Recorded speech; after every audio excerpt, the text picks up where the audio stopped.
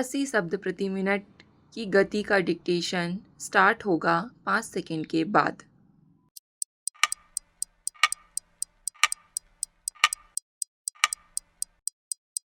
Start. इसलिए ही fake news पर नियंत्रण बेहद संवेदनशील और बारीक मामला बन गया है कि इसमें कब लक्ष्मण रेखा लांघ दी जाएगी यह कोई नहीं बता सकता। फिर इसमें अफसरशाही को अधिकार देने की मंशा पर भी सवाल उठेंगे। कोई संदेह नहीं है कि आज सोशल मीडिया के दौर में मीडिया के नाम पर यूट्यूब न्यूज़ चैनल की बाढ़ सी आ गई है।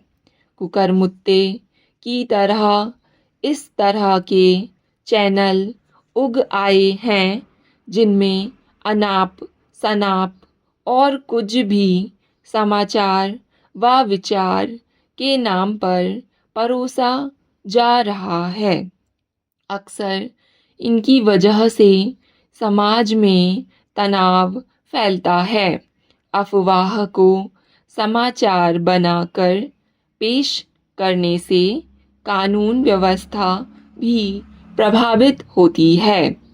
कभी कभी तो यह भी होता है कि लोग समाचार और अफवाह में भेद नहीं कर पाते और राष्ट्र विरोधी ताकत भी इसका गलत फ़ायदा उठाने से नहीं चूकती। विभिन्न चुनाव में भी फेक न्यूज़ गहरा असर डालती है।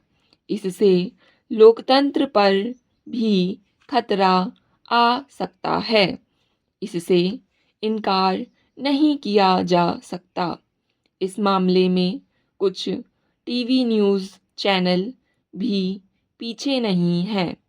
भारत में ऑपरेशन सिंदूर के समय अच्छे और प्रतिष्ठित चैनल तक मजाक का विषय बन गए थे।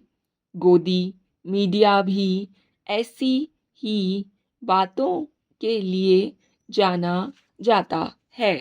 केंद्र सरकार काफ़ी समय से इस पर विचार कर रही थी। कुछ राज्य सरकारें इस तरह का कानून बना चुकी हैं। इसलिए यह उठाए जाते हैं कि फेक न्यूज़ के बहाने मीडिया पर लगाम लगाने की कोशिश तो नहीं हो रही है। यह संदेश भी आम लोग के दिमाग में कौंधने लगा होगा। भाजपा सांसद निशिकांत दुबे की अध्यक्षता वाली समिति ने फेक न्यूज़ को सार्वजनिक व्यवस्था और लोकतांत्रिक प्रक्रिया के लिए गंभीर खतरा बताया है। इस मुद्दे से निपटने के लिए दंडात्मक प्रावधान में संशोधन, जुर्माना बढ़ाने और जवाबदेही तय करने की सिफारिश भी की गई है। श्री दुबे की गिनती उन भाजपा नेताओं में होती है जो सरकार पर प्रश्न उठाना देशद्रोह मानते हैं। इसी के चलते उनकी अध्यक्षता वाली समिति का मसौदा भविष्य में विवाद पैदा कर सकता है। इस संचार और सूचना प्रौद्योगिकी संबंधी स्थायी समिति ने सभी प्रिंट, डिजिटल और इलेक्ट्रॉनिक मीडिया संगठन में तथ्य जांच तंत्र और आंतरिक लोकपाल की अनिवार्यता उपस्थिति की मांग की है। यह एक बेहतर सुझाव दिया गया है।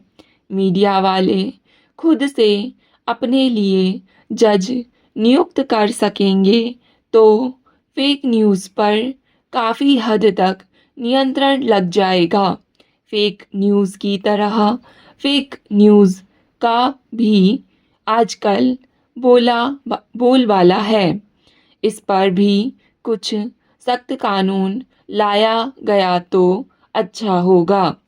समिति ने फर्जी खबर की चुनौती से निपटने के लिए सरकारी, निजी और स्वतंत्र तथ्य जांचकर्ता सहित सभी हितधारक के बीच सहयोगात्मक प्रयास सहित कई सुझाव दिए हैं। इसे फैक्ट चेक टूल्स भी कहा जा सकता है। समिति ने रिपोर्ट को सर्वसम्मति से स्वीकार कर लिया है। फर्जी खबर की समस्या से निपटने के लिए उठाए जा रहे कदम के प्रति सभी दल ने समर्थन दिया है। हालांकि कांग्रेस, डीएमके, सपा और टीएमसी ने कुछ सवाल भी उठाए हैं जिन्हें जायज़ कहा जा सकता है। फैक्ट चेक करने का पावर सिर्फ अधिकारी वर्ग के हाथ में रहेगा तो कदम कदम पर विवाद की स्थिति बनेगी। उम्मीद है कि समिति इस पर विचार विमर्श कर रही होगी। देश के सभी प्रिंट, डिजिटल और इलेक्ट्रॉनिक मीडिया संगठन में फैक्ट चेक मैकेनिज़्म और आंतरिक लोकपाल को अनिवार्य बनाया जाए की सिफारिश तो की गई है, लेकिन यह काम कौन करेगा, यह भी समिति को अपनी रिपोर्ट में साफ करना चाहिए। समिति ने लोकसभा अध्यक्ष ओम बिरला को रिपोर्ट सौंप दी है। संभावना है कि संसद के शीतकालीन सत्र 2025 में इसे पेश किया जाए। मसौदा रिपोर्ट इलेक्ट्रॉनिक्स और सूचना प्रौद्योगिकी मंत्रालय को भी दी गई है, क्योंकि यह मंत्रालय भी मीडिया की जांच करता है। राहुल गांधी के साथ वोटर अधिकार यात्रा करने के बाद अब तेजस्वी यादव अकेले यात्रा पर निकल रहे हैं। उन्होंने इस बारे में ना तो कांग्रेस से बात की और ना बाकी सहयोगी पार्टियों से, और 15 सितंबर से बिहार की यात्रा का ऐलान कर दिया। इससे कांग्रेस, वीआईपी और लेफ्ट की पार्टियां परेशान हैं। जानकार सूत्रों का कहना है कि तेजस्वी की पार्टी वोटर अधिकार यात्रा में ज़्यादा तवज्जो नहीं मिलने से परेशान है। वह यात्रा पूरी तरह से कांग्रेस की हो गई थी। यात्रा के दौरान चारों तरफ कांग्रेस के झंडे दिखते थे। इसके अलावा यात्रा समापन के बाद कांग्रेस की ओर से ज़्यादा सीटों के लिए दबाव बनाया जाने लगा है। कांग्रेस ने पप्पू यादव को भी पूरा महत्व दिया, जिनसे राजद को समस्या है। गौरतलब है कि कांग्रेस पिछली बार 70 सीटों पर लड़ी थी और इस बार भी कम से कम 60 सीटों की मांग कर रही है। कांग्रेस के नेता अनौपचारिक बातचीत में कह रहे हैं कि अगर बहुत समझौता हुआ तब भी कांग्रेस 55 से कम सीट नहीं लेगी। तेजस्वी यादव इसके लिए तैयार नहीं हैं। इस बार उनको मुकेश सहनी की पार्टी को भी एडजस्ट करना है और सीपीआई माले को भी पहले से ज़्यादा सीटें देनी है। स्टॉप।